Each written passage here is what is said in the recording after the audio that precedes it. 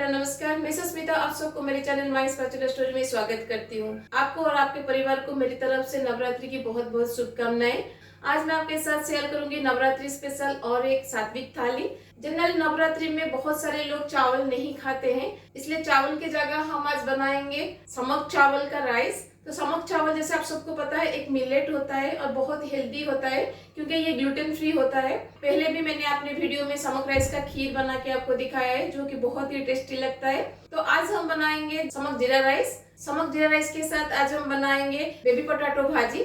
Baby potato को लेके एक बहुत ही टेस्टी भाजी आज हम बनाएंगे और उसके साथ आज मैं आपके साथ शेयर करूंगी पाइनएप्पल चटनी और उसके साथ आज हम बनाएंगे दही बूंदी और एंड में हम बनाएंगे एक डेजर्ट। आज मैं बनाऊंगी साबूदाना खीर। बहुत जल्दी और बहुत सिंपल मेथड में कैसे साबूदाना का खीर आप बना सकते हैं घर पर, मैं आपको आज बताऊंगी। अगर आपको आज की नवरात्रि स्पेशल थाली अच्छी लगेगी तो अपने फ्रेंड्स एंड फैमिली के साथ जरूर शेयर कीजिएगा। अगर मेरे चैनल में नए हैं तो प्लीज सब्सक्राइब जरूर कीजिएगा। तो चलिए फिर बनाते हैं नवरात्रि स्पेशल सात्विक थाली। तो पहले हम पाइनएप्पल चटनी को बना लेंगे, जिसके लिए मैं कढ़ाई में लूंगी तेल। तेल हमारा गर्म हो गया है। अब इसमें हम डाल देंगे पंचफुटन। जो पंचफुटन बनाएंगे उसमें सौंफ का अमाउंट थोड़ा ज्यादा रखिएगा कंपेयर टू अदर फुटन।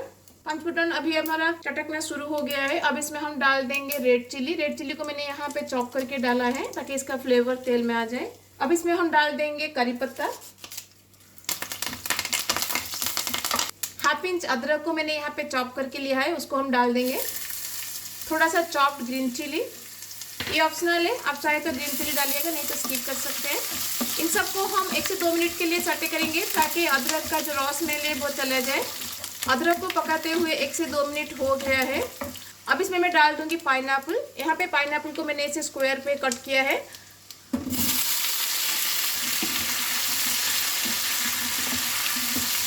अब इसमें हम कुछ बेसिक मसाले पाउडर डालेंगे। तो पहले हम इसमें डाल देंगे नमक, थोड़ा सा हल्दी powder, 1 teaspoon red chilli powder and half teaspoon जीरा पाउडर।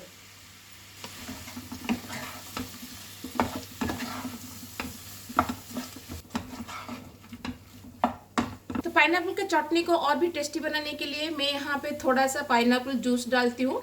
तो थोड़ा सा पाइनएप्पल का मैंने जूस निकाल दिया था और बाकी का मैंने चटनी बनाने के लिए रखा था।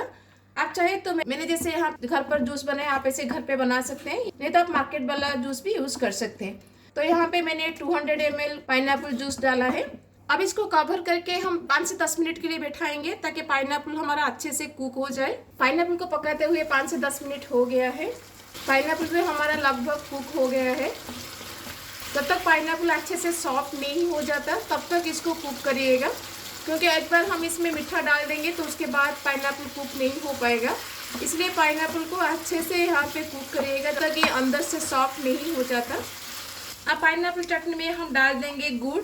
आप चाहे तो चीनी डाल के भी इसको बना सकते हैं, लेकिन गुड़ डालने से इसका टेस्ट और भी ज़्यादा अच्छा लगता है। गुड़ का अमाउंट आप अपने पाइनएप्पल के स्वीटनेस के हिसाब से कम या ज़्यादा कर सकते हैं।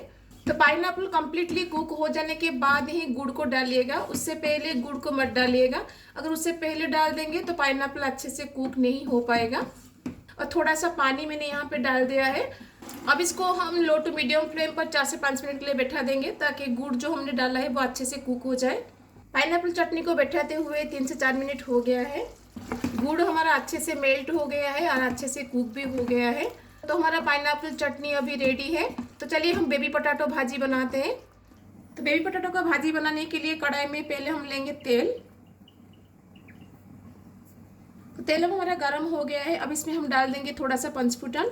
इस पंचफुटन में जीरा का अमाउंट थोड़ा ज़्यादा रखिएगा कंपेयर टू अदर फुटन। तो पंचफुटन अब हमारा चटकना शुरू हो गया है। अब इसमें मैं डाल दूंगी 1 इंच अदरक, जिसको मैंने यहाँ पे चॉप करके लिया है, 2 slitted green chilli, 1 red chilli. Red chilli and green chilli यहाँ पे ऑप्शनल है, आप चाहे तो इसको स्किप भी कर सकते हैं। अब इसमें हम डाल देंगे थोड़ा सा हींग, करी पत्ता। अब इसमें हम आलू को डाल देंगे। तो मैंने यहाँ पे बेबी पोटैटो को बॉईल करके रखा था। जब भी आप ऐसे बेबी पोटैटो का भाजी बनाते हैं तो हमेशा 1-2 घंटा पहले से ही आलू को बॉईल करके रख दीजिएगा। अगर आप इसको इमीडिएटली बॉईल करके इमीडिएटली भाजी बनाएंगे तो आलू टूट सकता है, इसलिए 1-2 घंटा पहले से ही इसको बॉईल करके रख दीजिएगा ताकि ये ठंडा हो जाए। और ठंडा हो जाने के बाद आलू थोड़ा सा सख्त हो जाता है, फिर भाजी बनाते टाइम वो टूटता नहीं है। इसलिए मैंने यहाँ पे आलू को 1-2 घंटा पहले से बॉईल करके इसका छिलका निकाल दिया है। और छिलके के साथ ही बॉईल करिएगा। अगर आप छिलका निकाल के इसको बॉईल करेंगे तो आलू के अंदर पानी चला जाएगा, आलू अच्छा नहीं लगेगा। इसलिए छिलके के साथ इसको बॉईल करिएगा और बॉईल करने के बाद छिलका निकाल दीजिएगा। आलू में अब हम डाल देंगे नमक अकॉर्डिंग टू टेस्ट, हल्दी powder, red chilli powder and other मसाले अब हम नहीं डालेंगे, थोड़े टाइम के बाद इसमें डालेंगे। क्योंकि पहले से अगर आप सारे मसाले पाउडर डाल देंगे तो आलू फ्राई होते तक सारे मसाले पाउडर जल जाएंगे, क्योंकि हम इसमें पानी नहीं डालेंगे। इसलिए सिर्फ हल्दी नमक डाल के पहले हम इसको 4 से 5 मिनट के लिए फ्राई करेंगे, फिर उसके बाद उसमें बाकी का मसाला पाउडर डालेंगे। अभी मैं इसको 4 से 5 मिनट के लिए हाई फ्लेम पर इसको मैं कुक करूँगी ताकि आलू ऊपर से थोड़ा सा क्रिस्पी हो जाए। तो आलू में डालने के लिए हम एक मसाला पाउडर को रेडी करेंगे। चलिए हम इसके लिए मसाला पाउडर को रेडी करते हैं। आलू का मसाला पाउडर बनाने के लिए मैं पैन में लूँगी 1 टेबलस्पून धनिया, 1 टीस्पून जीरा एंड 1 टीस्पून सौंफ। और उसके साथ मैं यहाँ पे डाल दूंगी 2 रेड चिली और उसके साथ मैं यहाँ पे डाल दूंगी थोड़ा सा ब्लैक पेपर। अब इन सबको हम लो टू मीडियम फ्लेम पर रोस्ट करेंगे जब तक इनमें से अरोमा रिलीज नहीं हो जाता। अब इन सब से अरोमा रिलीज होना स्टार्ट हो गया है। अब इस स्टेज पर हम गैस को बंद कर देंगे और इसका एक दरदरा सा पाउडर बनाएंगे। आप चाहे तो हेमदस्ता में इसको कूट के बना सकते हैं या फिर ग्राइंडर में पल्स मोड पर इसका एक दरदरा सा पाउडर बनाइएगा। तो इसको मैं हेमदस्ता में कूट के इसका पाउडर बनाऊंगी, क्योंकि हेमदस्ता में कूटने में इसका फ्लेवर ज़्यादा अच्छा आता है कंपेयर टू ग्राइंडर। तो इन सबको कूट के हम इसका एक दरदरा सा पाउडर बनाएंगे। तो देखिए मैं इन सब का एक दरदरा सा पाउडर बना लिया है। ऐसे ही दरदरा सा पाउडर बनाइएगा। आलू को फ्राई करते हुए 3 से 4 मिनट हो गया है। अब देख सकते हैं आलू के ऊपर एक कोटिंग आ गया है। तो अब हम आलू में डाल देंगे ये मसाला पाउडर। सारा मसाला पाउडर हम नहीं डालेंगे, बस 1 टेबलस्पून मसाला पाउडर हम इसमें डालेंगे और बाकी का एक एयर टाइट कंटेनर में रख देंगे। इस मसाला पाउडर को आप कोई भी भाजी में यूज़ कर सकते हैं या फिर कोई भी सब्जी में आप इसको यूज़ कर सकते हैं। ये बहुत ही टेस्टी लगता है। एंड में हम इसमें डाल देंगे रेड चिली पाउडर। पहले से मत डालिएगा, नहीं तो रेड चिली पाउडर जल जाएगा। अब हम एंड में डाल देंगे थोड़ा सा नींबू का रस और उसके साथ हम यहाँ पे डाल देंगे चॉप धनिया पत्ता। तो हमारा आलू का भाजी रेडी है। ये बहुत ही टेस्टी लगता है। नवरात्रि के साथ साथ आप इसे कोई भी व्रत उपवास के दिन बना के खा सकते हैं। देखिएगा नॉर्मल आलू के भाजी से ये कितना डिफरेंट लगता है और कितना टेस्टी लगता है। तो घर में एक बार इसको जरूर ट्राई कीजिएगा। तो अब हम सामक चावल को बैठा देंगे। तो मैंने यहाँ पे 1 ग्लास सामक चावल को आधा घंटा पहले से ही भिगा के रख दिया है, ताकि सामक चावल को बनाते टाइम ये खिला खिला बने और आपस में ना चिपके। तो चावल बनाने के लिए कढ़ाई में मैं लूँगी घी। अब घी में हम डाल देंगे जीरा, 1 बड़ी इलायची, 2 छोटी इलायची, दोनों इलायची को तोड़ के डालिएगा ताकि इसका फ्लेवर घी में आए, 1/2 इंच दालचीनी, 4 से 5 लौंग, 8 से 10 ब्लैक पेपर और 1 तेज पत्ता। इन सबको हम घी में 10 से 12 सेकेंड के लिए सटे करेंगे ताकि इन सब का फ्लेवर घी में आ जाए। अब इसमें हम डाल देंगे चावल।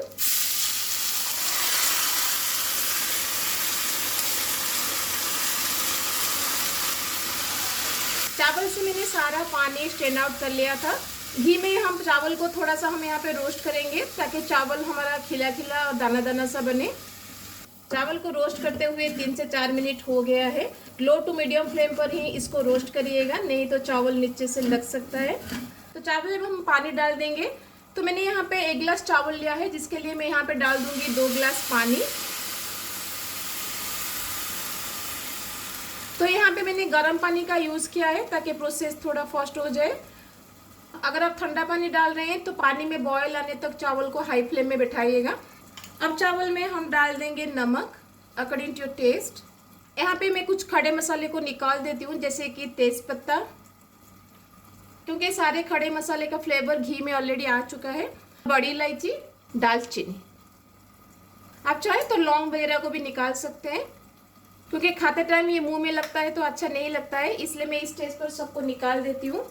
तो हमने गर्म पानी का यूज़ किया था, इसलिए इसमें जल्दी बॉईल आ गया है। अब इसको कवर लगा के लो टू मीडियम फ्लेम पर इसको हम 5 से 10 मिनट के लिए बैठाएंगे। उसे ज़्यादा टाइम मत बैठाएगा क्योंकि जो चावल है बहुत जल्दी पक जाता है। चावल को बैठाते हुए 4 से 5 मिनट हो गया है।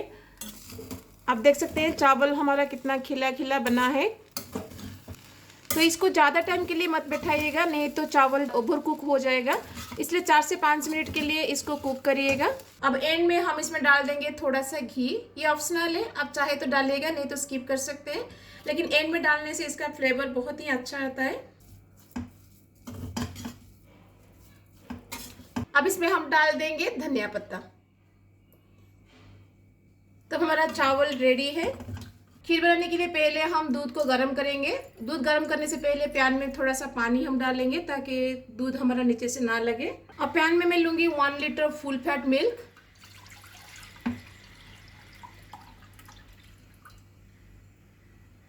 अब मिल्क में हम अच्छा सा बॉईल आने के लिए छोड़ देंगे। और यहाँ पे मैंने आधा कप साबूदाना को 3 घंटा पहले से ही भिगा के रख दिया था। आप चाहे तो ओवरनाइट भी इसको भिगा के रख सकते हैं, क्योंकि जितना आप इसको भिगा के रखेंगे उतना ही ये सॉफ्ट बनेगा खीर में। तो अब स्टेज पर मैं थोड़ा सा साबूदाना इसमें डाल दूंगी। सारे साबूदाना हम यहाँ पे नहीं डालेंगे, थोड़ा सा साबूदाना हम यहाँ पे डालेंगे ताकि वो थोड़ा सा साबूदाना ओवर कुक होके खीर को एक थिकनेस दे। फिर बाद में हम बाकी के साबूदाना को डालेंगे। अब इसको हम 8 से 10 मिनट के लिए कुक करेंगे ताकि दूध हमारा थोड़ा सा रिड्यूस हो जाए। दूध को रिड्यूस करते हुए 5 से 10 मिनट हो गया है। पहले जो हमने साबूदाना डाला था वो लगभग कुक हो गया है। अब इसमें हम बाकी का साबूदाना डाल देंगे। अब इसको हम और 5 से 10 मिनट के लिए कुक करेंगे ताकि बाद में जो हमने साबूदाना डाला है वो अच्छे से कुक हो जाए। आप देख सकते हैं पहले हमने जो साबूदाना डाला था वो अच्छे से कुक हो गया है, जिसकी वजह से दूध में अभी थोड़ा सा थिकनेस आ गया है। अब इसमें थोड़ा सा इलायची पाउडर को मैंने कूट के डाल दिया है। अब इसमें हम डाल देंगे पिंच ऑफ नमक। हर स्वीट आइटम बिना नमक के अधूरा है, इसलिए पिंच ऑफ नमक डालिएगा क्योंकि नमक स्वीटनेस को एनहांस करता है। अब इसमें हम डाल देंगे चीनी। जितना आप स्वीट खाएंगे उसके हिसाब से यहाँ पे चीनी डालिएगा। आप चाहे तो यहाँ पे कंडेंस मिल्क भी डाल सकते हैं। अब इसको हम 3 से 4 मिनट के लिए कुक करेंगे ताकि चीनी जो हमने डाला है वो अच्छे से कुक हो जाए। अब खीर में मैं डाल दूंगी 1 टीस्पून घी। खीर में एंड में थोड़ा सा घी डालने से खीर का टेस्ट और भी ज़्यादा एनहांस होता है। तब हमारा खीर रेडी है। चलिए हम दही बूंदी को बनाते हैं। तो दही बूंदी बनाने के लिए मैंने यहाँ पे 200 ग्राम दही लिया है। अब दही को हम थोड़ा सा पतला करेंगे क्योंकि दही बूंदी में दही थोड़ा पतला रहना चाहिए, क्योंकि इसमें बूंदी डालने के बाद बूंदी पानी को ऑब्जर्व करेगा। इसलिए थोड़ा सा पानी डाल के दही को हम स्मूथ बनाएंगे। तो देखिए मैंने दही को अच्छे से स्मूथ कर लिया है। अब इसमें कोई भी क्रम्बलनेस नहीं है। अब दही में हम डाल देंगे थोड़ा सा नमक। ज्यादा नमक मत डालिएगा क्योंकि हम इसमें ब्लैक सॉल्ट भी डालेंगे। अब इसमें हम डाल देंगे थोड़ा सा आमचूर पाउडर, भुना जीरा पाउडर, रेड चिली पाउडर। ये ऑप्शनल है, आप चाहे तो डालिएगा, नहीं तो स्किप कर सकते हैं। इन सबको हम अच्छे से मिक्स कर देंगे। अब इसमें हम डाल देंगे 1 चॉप्ड ग्रीन चिली। ये ऑप्शनल है, आप चाहे तो डालिएगा, नहीं तो स्किप कर सकते हैं। और उसके साथ चॉप्ड धनिया पत्ता। दही बूंदी के लिए हमारा दही अभी रेडी है। अब इसमें हम बूंदी को डाल देंगे। बूंदी दही में कुछ देर रहने के बाद वो दही को ऑब्जर्व कर लेता है, इसलिए दही का कंसिस्टेंसी थोड़ा पतला रखिएगा। तो हमारा दही बूंदी रेडी है। जो भी थाली में आज मैं बनाऊंगी आपको बताया था, मैंने सब रेडी कर लिया है। चलिए हम प्लेटिंग करते हैं।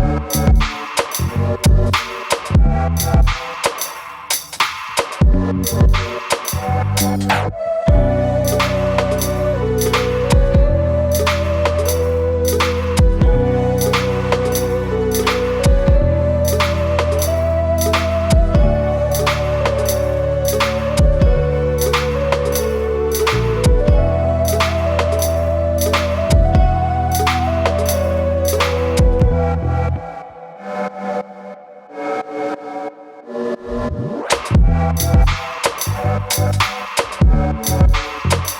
कैसी लगी आपको आज की नवरात्रि स्पेशल सात्विक थाली। इस थाली में जो भी रेसिपी आज हमने बनाया वो सारे के सारे रेसिपी बहुत ही हेल्दी है और बहुत ही टेस्टी भी है। तो इस नवरात्रि के ऑकेजन में इसको जरूर घर में बनाइएगा, देखिएगा सबको बहुत पसंद आएगा। अगर अच्छी लगेगी तो अपने फ्रेंड्स एंड फैमिली के साथ जरूर शेयर कीजिएगा। अगर मेरे चैनल में नए हैं तो प्लीज सब्सक्राइब जरूर कीजिएगा। मेरे वीडियो को एंड तक देखने के लिए thank you so much. Navratri की आप सबको बहुत बहुत शुभकामनाएं। तो मिलते हैं और रेसिपी के साथ। Till then bye bye, see you, have a good day.